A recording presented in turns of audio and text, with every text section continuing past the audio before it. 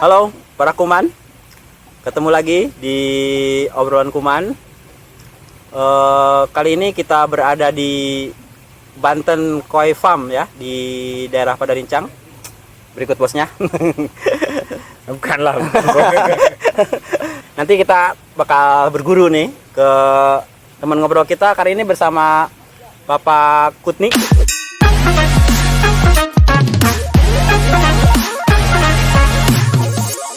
Kang Kutni itu asli di sini, Asli Padarincang kayak. Asli sini. Lahir di dia kan? Lahir di dia. lahir di Lahir dia. di Padarincang. SD di dia. SD Padarincang. Saya sekolah di 2 SD. Bapak maruk sekali. SD Barengkok 1, SD Barengkok 2. Kenapa tuh dulu? Karena jenius. Bukan karena jenius. Udah naik. Itu bayaran. Bapak saya di SD Barengkok 2. Di Barengkok 1 itu Pak Sarkam ya. Sewaktu itu SD-nya kan nggak jauh, paling jarak berapa ya? 10 meter. Oh, deketan. Bapak anak guru oke? Ya. Kita punya branding, Pak. Kalau anak guru tuh cenderung nakal. Tapi saya enggak. Oh, semua juga semua orang semua orang yang tanya itu jawabnya enggak, Pak. Tenang aja. Nakal Enggak, itu Pak, kenapa? Nakal itu bukan jahat. Bukan. Enggak, Nakal jadi itu normal. jadi apa, inget masa kecil gitu. Satu namanya SD Impres, SD 2, SD 1 itu SD Barengkok 1. SD Barengkok 1 ini karena udah tua, bangunannya lapuk lah gitu. Oh, bangunannya Kalau bahasa kurang sini, bagus. bahasa sini itu namanya ngarampuyuk. Jadi kalau ledek-ledekannya saya lupa. SD kan anak-anak nyebutnya satu SD, satu Impres gitu. Oh, iya benar. Apa ya, Kak? Pokoknya SD 1 itu disebutnya Kuno gitu ya. SD ngarampuyuk. Oh, jadi yang dihajar bangunannya gitu. Bangunannya. Bukan bulian terhadap Akang berarti kan? Bukan, bulian terhadap sekolah. Dan warganya. Jadi SD 1, SD 2 itu sering terjadi one teacher one school. Dan salah satunya bapak saya, Umar Bakrinya. Saya masih ingat kelas 4 SD. Kelas 4 SD itu saya sering bantu bapak rutinitas, bahkan ngisi rapot. Oh, ngebantuin ngisi Ngebantuin rapot, ngisi. nulisin gitu ya. Bantuin ngisi, nulisin sampai penilaian dan lain sebagainya. Nanti terakhir biasanya ada poin yang sama tuh. Bah, iya ranking hijina saha gitu. Siapa nih ranking satunya? Kata bapak saya, siapa yang nilainya sama? Si A masih B. Si A aja. Saya tanya dong, kenapa si A eta mah geus beungeut ranking hiji, si A eta beungeut ranking 2. Rada bedegul gitu, agak Anjir, banget menentukan rankingnya. Dulu Bapak ngajar kelas sabaraha teh? kadang one teacher one school. Jadi Edas. Serius? 6 kelas itu? Iya, kadang satu sekolahan gurunya cuma satu. Berarti masih mending urang. Kamari ceritakeun. Sering. ya. Urang 2 kan. Akang sekolah lulus tahun seberapa SD? SD saya berarti bentar 80. Saya lahir 80. SD kurang lebih 92 ya. 92 berarti sama. 92. Sama. Kita satu generasi kan. Seumuran semua. Generasi. Ini doang kurang berapa? Iya, kurang Ada berapa? 2 sih, ada 2 poin. Kenapa Bapak saya sampaikan tadi, kembali ke poinnya ya. Hmm. Biar jadi apa ya? Barangkali jadi inspirasi. Bapak saya bilang, apa kamu nggak lihat kondisi kamu hidup di mana? Di Banten. Listrik aja nggak ada. Listrik masuk, Iya, saya belum. inget tahun Waktu itu belum ada listrik. Belum ada, ada. 92 belum ada. Enggak 9 berapa ya? 92 yang pertama kan listrik. 92 itu masang tiang ya. Iya. Masang tiang. 92 itu baru pasang tiang. Jadi belum ada listrik. Kemudian bicara sekolah untuk wilayah Padarincang itu SD 1, SD 2 itu untuk sekolah berapa kelurahan ya? Sampai Cikutu itu yang di atas bukit. Iya. Teman-teman saya itu di Cikutu yang berangkat subuh nyampe sekolahan jam 8 pakai sendal jepit gitu. Nyeker kadang. Nyeker. Kondisinya luar biasa itu. Kemudian ada satu fenomena, kalau bicara Banten misalnya, salah satu yang dikenal kan daerah Jawara ya. Kemudian yang kedua daerah yang apa, kalau dulu itu bahasanya selain Jawara agak Ilmu hitam itu. enggak bukan terkait ilmu hitam. Apa? Kaitannya Tukang kawin. kan bukan. Kaitannya ya Jawara dan Iya.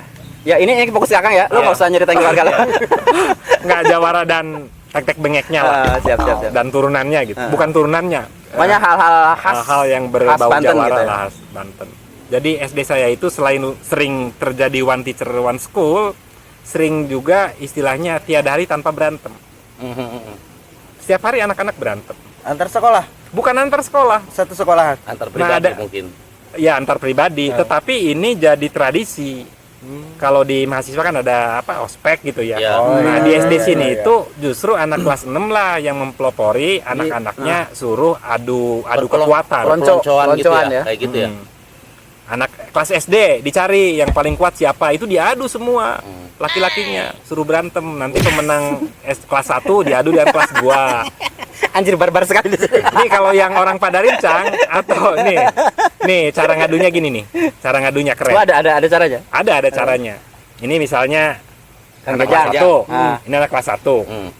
Nah itu ada saya misalnya senior nih anak kelas 6. Ini diadu nih. Ini tradisi yang entah bagus atau enggak ya. Tapi jadi bahaya gitu buat anak-anak. Tapi dulu pernah terjadi. Gini gitu. nih. Nih. Nggak tahu saya sampai sekarang saya nggak ngerti itu artinya apa. Artinya apa? Kebayang. Nih, awawagem. Kalau saya tepuk, berarti Ya, saya berani. awawagem gitu. Nah, awawagem itu apa gitu? Artinya saya nggak ngerti. Tapi orang Banten sedari kecil itu dilatih. Itu Lu harus jadi orang yang berani. kayak tantangan ya. Iya, tantangan betul. Wanita mana awawagem gitu. Nah, awagem itu sampai sekarang harus dicari tuh di kamus. Kamus LBBI. Kakek saya kan apa kata Bapak sih? Saudagar kuda gitu ya. Oh, belum ada kudanya di kita. Ya kan belum ada mobil. Oh, iya. Zaman 42 jangan bayangin ente Iya, benar. bawa helikopter atau mobil, Bos. Tapi bener ya kayak di film-film itu. Ya, Kuda ya. jadi sekolahnya di Serang, bahkan pernah jadi kepala sekolah di SMP 2 Serang. Kemudian pulang kampung melihat belum ada yang pakai ini. Belum ada yang pakai celana. Belum Itu ada yang pakai celana ini panjang. masanya Masa bapak saya. Bapak apa kakek? Bapak. Masa bapak. Bapak saya itu belum ada yang pakai celana panjang dan Masih jarang. menurut orang-orang bapak saya lah orang pertama kali yang pakai celana panjang dan disebut orang apa istilahnya orang sebutannya itu Perlente gitu kalau bukan zaman sekarang. bukan Apa? mereka manggilnya kayak orang Karesten gitu makanya. Kalau cerita itu lucu. Jadi nggak pernah gitu kan masih pakai gebang. Saya orang kampung yang hidup di kampung listrik nggak ada, tiba-tiba ke Jakarta, saya terheran-heran, kok ada gitu suasana. Tahun kota. berapa ya? Tahun berapa ke Jakarta? Ya berarti 93, tahun 92, 93. 93. Masih 93 saya lumayan. jujur terheran-heran. Ini kota apa? Itu pertama kali ke Jakarta kan? Pertama kali ke Jakarta. Ya masih gejrok gitu, Mang, dengan di sini. Iya, jauh banget. Jauh, di sini kan listrik aja nggak Iya, ada. maksudnya gitu. Kita di sana ya namanya telepon koin itu bingung apa gitu.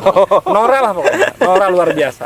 Banyak hal aneh gitu ya. Banyak hal aneh Naik tapi eskalator itu udah ada belum di Jakarta? ada kan Ada. ada. Itu jongklok gitu. Naik eskalator kan lu lagi. Di sana itu udah di asrama atau sama Di asrama, keluarga? di asrama. Oh, di asrama. Di asrama. Anak Ada asrama ya? Satu poin yang jadi perhatian saya itu keanehan ya.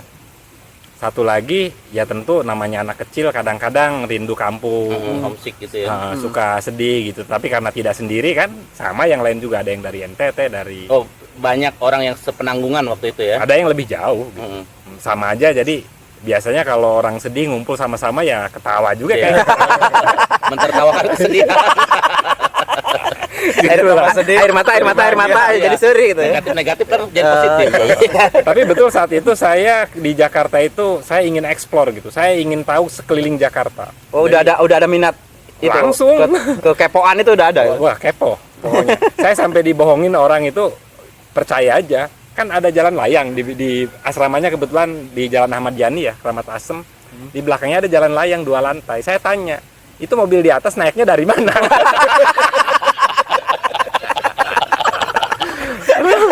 Sampai saya pernah nyebrang jalan tol, saking apa kampungnya. Nyebrang jalan kaki. Kan jalan tol nggak boleh Jalan nyebrang, tol. Bang. Iya, nyebrang pakai jalan kaki. Saya ingat di Jatinegara itu jalan tolnya kan di atas tuh. Kebetulan saya di atas turun mau ke sebelah sana gitu. Nyebrang wae di dinya nya. Kan sebetulnya jalannya itu ke bawah. Karena nggak ngerti saya nyebrang. Harusnya turun. Kalau turun di atas tol kan kudu nama Itu turun. kadang suka ketawa kalau Nah. sekarang lihat ada orang yang suka nyebrang tol gua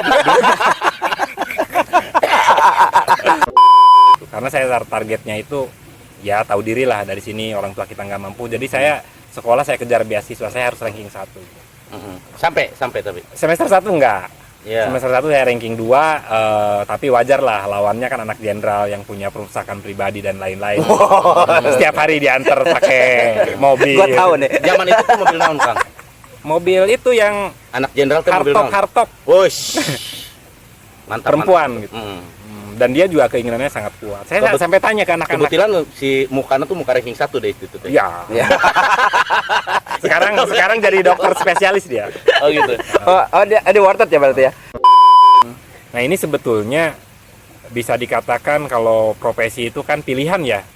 Pilihan hidup lah. Iya. Sebetulnya saya sebelum jadi pengusaha udah dulu sempat seneng ajar, ngeles dan lain-lain macam-macam lah gitu. Ainam tapi udah pinter ngeles.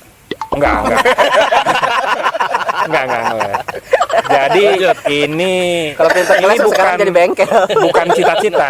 Nggak pernah bercita-cita ingin berwirausaha. Oh, itu bukan Dagang dan cita-cita. MC, bukan cita-cita. Tetapi itu apa ya? Akibat satu kondisi lah, satu kondisi yang saat itu saya pikir mau tidak mau saya harus ke sana. Tetapi di tengah perjalanan kadang-kadang ada satu kondisi yang betul-betul membuat kita Kolep. bukan kolep ya, Harus Unexpected. ya harus memilih jalan lain. Nah itu saya suka tuh. Jadi agak aneh ya kejadiannya itu. Bapak saya tiba-tiba minta pensiun dini dari sekolah. dari ngajar. Jadi dia mau jadi berhenti jadi PNS. Saya tanya, "Bah, kalau biasa sibuk ngajar dan lain sebagainya, terus mau ngapain nanti setelah kan tinggal 2 tahun lagi?" Kalau saya berpikirnya ekonomis lah karena sering diceritain kalau umpamanya ngabdi sampai selesai kan nanti pensiunannya itu 70%, tapi Lumayan kalau lah nggak gitu selesai ya. 60 kan tinggal 2 tahun lagi. Tapi waktu itu nggak dijawab, ya ngapain kayak gitu. Ternyata setelah itu sakit 6 bulan sampai nggak ada. Nah disitulah saya terpukul. meninggal. Ini yatim. Belum lama. Ini yatim, lumayan lama. Enggak, yatimnya kalau Yatim. belum lama ya belum belum Iya. yatim. Saya ngajak terus dulu, kita yatim senior nih. Yatim udah senior kita mah. Hampir berdekatan yatimnya tuh. Nah, ada kejadian di luar prediksi kita. Nah saat itu saya bener-bener goncang, goyang saya. Saya nggak sekolah di rumah. Di Ya sini? bukan hanya saya. Nggak langsung ke sekolah lagi. Bingung kan, malu kalau sekolah gua bayarin dari mana? Sementara saya tinggal di asrama. Kalau sekolahan saya dapat beasiswa. Saya kan ranking 1 terus. Kalau itu bisa saya kejar. Kalau makan Iya. Pemikirannya itu. yang saya pikirin Biaya itu hidup. biaya hidup yang saya pikirin. Sampai akhirnya diutuslah dari sana 4 guru ke sini ngerayu, suruh balik lagi sekolah, nggak usah mikirin biaya makan. Saya nggak pulang juga, udah sampai sebulan Nggak ke sana. nggak ke sana. Sampai pimpinan pesantren mengirim 2 utusan kawan terdekat saya, main ke sini. Kan saya kan nggak tahu nih, main ke sini kok nggak pulang nih anak. Itu yang jadi istri sekarang. Bukan laki-laki. Ngobrolin laki-laki di pesantren coy. Jangan berpikir yang nakal-nakal.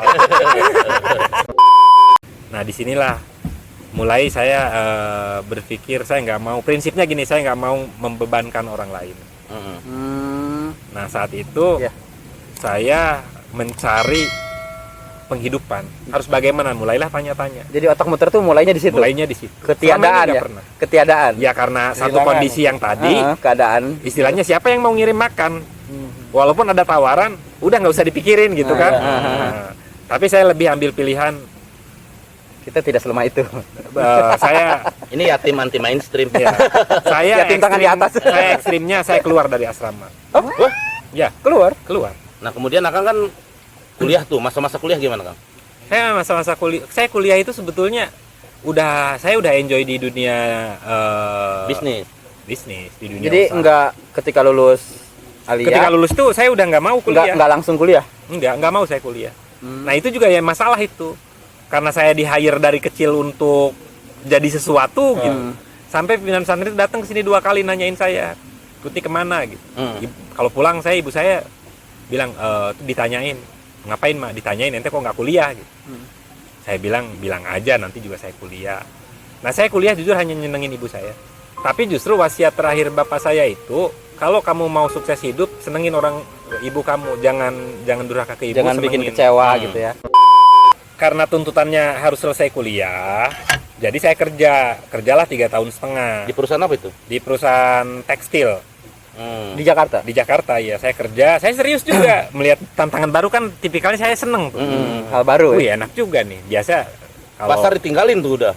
ditinggal. Beliau mah mulai sesuatu tuh dari masalah. Siapa tahu pas mulai kerja apa dulu? Enggak. Oh, itu enggak ya? Saya waktu itu nyari kerja, alhamdulillah nggak dapat. Pas kerja jadi tukang cuci kan. Di tekstil itu. Di tekstil Cuci itu kerjaan kain. tukang cuci screen.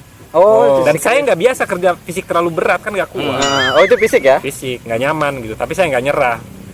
Jadi setiap hari Jabanin terus. Saya bukan cari, kalau istirahat itu kan karyawannya 7.000. Kalau istirahat saya ganti pakaian. Pakaian kita kan pakaian terendah, dia kasta.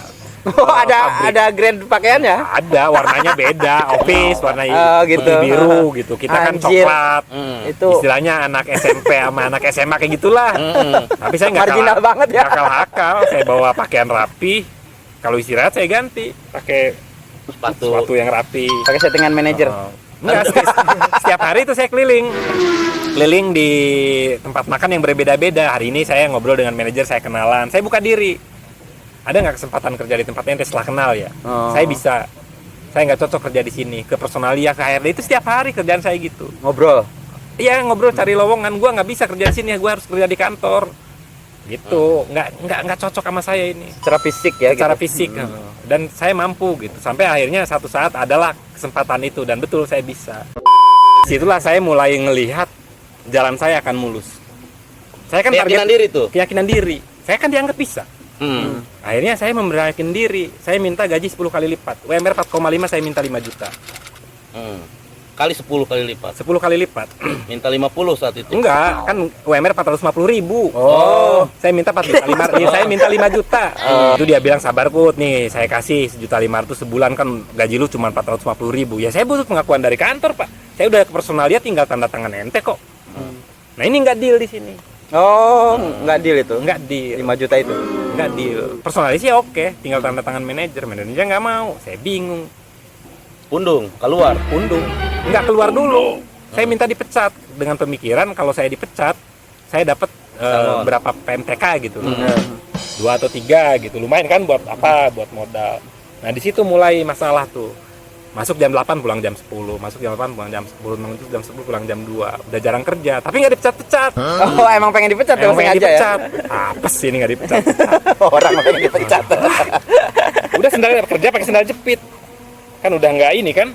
Udah lumayan lah posisi kita, udah maksudnya satam dan lain-lain aman Udah lah. slow gitu. Udah slow. Akhirnya mulailah nongkrong di SPSI. Nah, mulailah karena ada masalah nggak sesuai harapan. Akhirnya saya mulai berpikir, dulu kan saya dagang. Akhirnya saya mulai ngulik dagangan lagi. Tetap kerja nggak saya tinggal. Akhirnya saya mulailah buka counter handphone dan lain-lain lah. Sampai saya punya toko handphone 2, baru kemudian saya keluar kerja. Saya main handphone itu sebetulnya diawali di pabrik karena saya nggak berkarir udah sulit. Akhirnya saya mulai dagang di pabrik kan. Oh, dagangnya di pabrik dulu. Di pabrik dulu dagang. Saya kreditin handphone, potong gaji gitu. Kan bingung tuh modalnya nggak ada ya. Gua modal dari mana ini mau ngereditin handphone? Tapi saya nggak kalakal. Teman-teman saya kan yang gajinya gede-gede saya tahu tuh. Punya kartu kredit, saya bilang kumpulin ke semua kartu kredit lu. Gua kasih tiap bulan. 5 juta satu orang kan berapa kayak udah sini. Akunting dan lain-lain. Udah tuh saya ambilin uangnya tiap bulan saya kasih ke mereka, tapi saya bilang gini. Gua data nih nanti data pegawai, lu potong bisa nggak gaji setiap bulan? Bisa lah. Oh, auto debit. Auto debat. Aman. Saya bilang kan, ente mau duitnya aman kan? Iya dong, gua nggak punya modal nih, tapi gua punya ide. Saya mau jualan handphone dengan cara kredit. Tapi kredit kalau ditagih kan susah. Jadi kalau dipotong gaji aman kan? Tapi saya nggak punya modal. Lu juga mau untung kan? Daripada duitnya nganggur gitu. Kan ada kartu kredit. Nah, deal lah dari mulai 1, 2 terus sampai banyak. A few moments later. Di bisnis itu kan ada prinsip yang botol-bodol gitu. Ya. Berusaha dengan duit orang lain, kemudian berusaha dengan tenaga orang lain. Nah, biasanya para pelaku usaha juga pada tingkat tertentu tuh malah dia jadi kayak motivator gitu. Akang udah sampai di titik mana itu, Kang? Di Ya, botol, di bodol Dua-duanya atau di dua-duanya sebetulnya kita kerjakan. Ada kadang tergantung kondisi lah. Misalnya roti kepo itu pakai rumus bodol botol itu. 2020 itu kita kena bom atom kan 0. Kena bom atom 0. waktu itu saya berpikir diriin Roti Kepo konsepnya itu butuh uang sekitar 2 miliar lah untuk ideal gitu kan, beli mobil frozen, diriin pabrik dan lain sebagainya. Akhirnya kita coba usahanya dijalankan gitu. Jadi kalau saya kan pakai metode itu sebetulnya hanya cerita aja. Saya jalanin usaha ini, silahkan dilihat. Kalau misalnya prospek, ayo join, maksudnya bareng. Nah kalau di Roti Kepo saya tidak sendiri, itu kita dirikan PT berdua sama temen. Cuman dia ngurusin produksi, saya ngurusin yang manajerial. Nah itu kita konsepnya franchise itu. Franchise itu kan bodol botol. Iya. Itu franchise. Di masa pandemi kita bisa buka cabang 60. Esensi bisnis itu cuma 3K. Apa itu? Kompetensi, kompetisi, kompetitor. Bisnisnya cuma ini aja. 3 itu. Kompetensi, kompetisi, dan kompetitor. Ya betul, kompetensi, kompetisi, kompetitor. Nah, ketika saya mau masuk di bisnis koi, saya tahu saya tidak memiliki kompetensi di bidang ini. Maka saya butuh waktu 2 tahun Untuk belajar. untuk belajar. Jadi kalau Mencari bisnis itu kompetensi itu. biasanya nggak sungkan untuk balik lagi ke SD. Iya. Ibaratnya kan gitu, saya belajar, Sekolah lagi. sekolah lagi. Sebetulnya kita diberikan sesuatu itu pasti yang terbaik untuk kita. Dan yang penting tepat ya. yang tepat. Misalnya kekurangan ekonomi bahasanya. Ketika kita sikapi dengan positif, justru itu jadi kekuatan. Misalnya saya sendiri merasakan, saya bersyukur dilahirkan di keluarga yang berkekurangan ekonomi, di tempat kesulitan dan lain sebagainya, sehingga saya bisa alhamdulillah sampai seperti ini. Mungkin hal sebaliknya terjadi seandainya saya dilahirkan dari keluarga yang Konglomerat gitu ya. konglomerat misalnya, belum tentu saya bisa menikmati mengalami proses dan lain sebagainya dan bisa cerita ke teman-teman hari ini. Jadi menurut saya ya sudahlah, intinya jangan mengeluh lah, tetap bersyukur. Apapun yang kita hadapi hari ini sebetulnya itu yang terbaik untuk kita. Kalau misalnya teman-teman ingin jadi pengusaha, itu jangan terlalu berpikir misalnya kita mau usaha, mimpinya boleh. Mimpi ingin misalnya, kalau usaha itu kan biasa dilatih harus punya target gitu ya. Harus punya target, saya ingin punya omset 1 miliar, harus punya mimpi lah gitu. Nggak apa-apa mimpinya di situ. Kalau misalnya kita memulai usaha itu kemudian gagal, yang salah kan berarti kitanya, ilmunya belum dapat. Iya. Nah, di saat menghadapi, kunci sukses itu kan gini, sukses itu ibarat kurva. Nah gini, ini kurva tertinggi kegagalan, sebetulnya dia awal kesuksesan. Oh gitu ya.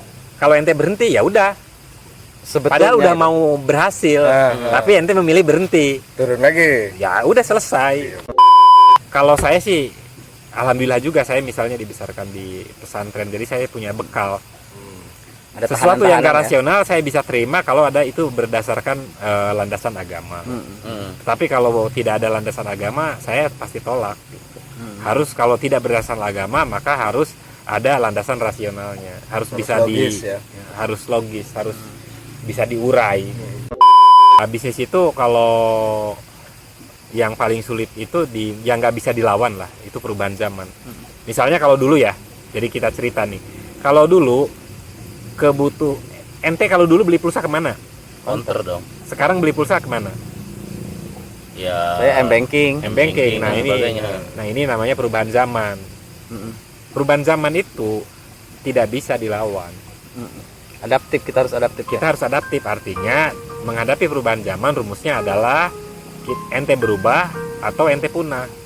2020 kemarin kan kita menghadapi pandemi. Apalagi kami gitu di pengusaha selular, saya kan yang fokus tuh pengusaha selular ya, di selular. Kita menghadapi 2 hal. Istilahnya 2 bom yang langsung Nagasaki ya, 2 bom atom gitu. Nagasaki Hiroshima. Nagasaki Hiroshima. 1 bom atomnya adalah pandemi, 1 lagi perubahan zaman. Yang tadi tuh Iya. otomatis berarti retail kami mati. Apalagi sekarang zaman Zaman wifi. digital kan, zaman digital tambah wifi dan lain sebagainya. Kebutuhan orang untuk datang ke counter kan tidak ada lagi, menurun. Nah dari situ saya mulai berpikir, istilahnya tetaplah, kadang-kadang hidup itu kan berusaha keluar dari trauma. Di selular bisnis sebetulnya di mana? Distribusi kan? Kan yang punya produknya mau operator, saya jadi pedagang gitu. Akhirnya Ya pedagang juga kan akan nggak pedagang ke Langsung. konsumen langsung, akan masih ke konsumen akang tuh bukan pengecer gitu Iya. maksudnya. Ke ke distributor lagi. artinya tetap kita di jalur distribusi. Nah, era digital ini prinsipnya adalah produsen langsung jual ke konsumen. Direct ya. Direct, betul. Iya. Ini prinsip era digital. Prinsip era digital adalah kompetisi di mana gimana caranya produsen langsung jual ke konsumen. Potong kompas ya ibaratnya ya. Memang zamannya seperti itu. Iya. Misalnya hari ini, jangan kaget, ente bisa beli satu produk itu dikirim dari Cina ke sini. Iya Ya, betul. 10.000, 20.000. Nah, ini yang harus diantisipasi oleh para pengusaha.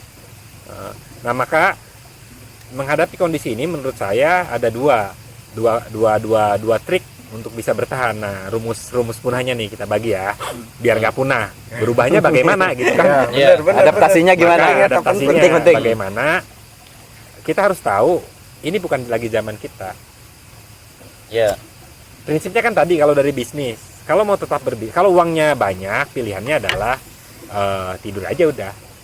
Prinsipnya yang tadi ada dua kunci sukses yang bisa dicapai. Satu, ikutin zamannya era digital, jualan nggak lagi, Face to face. ya jualan tidak lagi face to face, jualan online, maka Lalu belajar distribusi jualan bebas. online, Hmm. gitu. Kemudian yang kedua, dikarenakan prinsipnya adalah produsen jadi jualan langsung ke konsumen, maka kalau saya memilih jadi produsen. Maka mulailah 2020 kita kena 2 bom atom itu, kita berusaha bangun tuh di saat pandemi bulan bulan Maret kan sampai bulan Juli ya. Bulan Agustus tuh kita memutuskan untuk usaha dengan basic produksi. Kalau dari perjalanannya kan akan tangguh banget tuh. Kalau kami bertiga ini nyebut tangguh tuh ada anekdotnya Kang. Loba hutang yang hirupna teu puguh gitu. Tapi kalau Akang Ya sama. Tangguh kalau- kita mah beda. Tapi ada satu hal yang sebetulnya tidak bisa dikerjakan sendiri.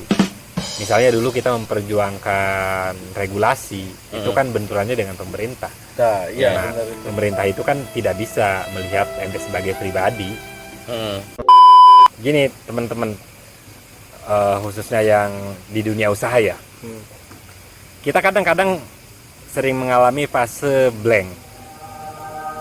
Nah, fase di mana tidak ada harapan gitu. Kebingungan. Mentok. Kebingungan itu kan dikarenakan tidak memiliki harapan. Nah, menghadapi situasi itu sebetulnya kita harus berpikir radikal. Kenapa sih sampai tidak memiliki harapan? Kenapa sampai bingung? Biasanya itu terjadi dikarenakan kita diam. Maka rumusnya jangan berhenti, bergerak, Jangan diam. jangan diam. Walaupun Nah. stuck kita gerak aja paksa gitu ya. Betul. Nah itu kalau saya sih simple gitu aja. Misalnya dalam posisi pandemi seperti sekarang ini, pandeminya udah selesai, tapi kan dampak Efeknya, ekonomi iya. masih jauh. Sekarang itu kan betul-betul terasa oleh seluruh para Lapisan, pelaku Lapisan usaha. masyarakat. Benar. Nah, Benar. kalau saya pakai rumus itu, saya mengingatkan diri sendiri, maka saya apa aja saya kerjain. sambil Jangan berpasrah diri nggak? Kang? Ya pasti kalau itu kan. Hmm. Kita kerjain dengan serius, insya Allah nanti akan ada hasilnya. Minimal kita tidak akan putus asa. Orang itu kan nggak punya harapan karena tidak ada yang dikerjakan. Ya. Ya. Berarti kita harus membuat harapan itu. Harapan itu harus Harapan kita dibuat. sendiri gitu ya. Betul. Harus dibuat.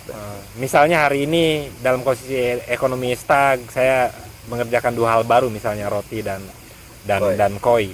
Walaupun hari ini misalnya belum Signifikan. belum Profit mencapai banget gitu ya. target, tapi paling tidak saya terhindar dari keputusasaan. Tidak mati gaya ya. Nggak mati gaya karena saya punya harapan, ada yang saya kerjakan. Tidak hilang harapan. Tidak hilang harapan.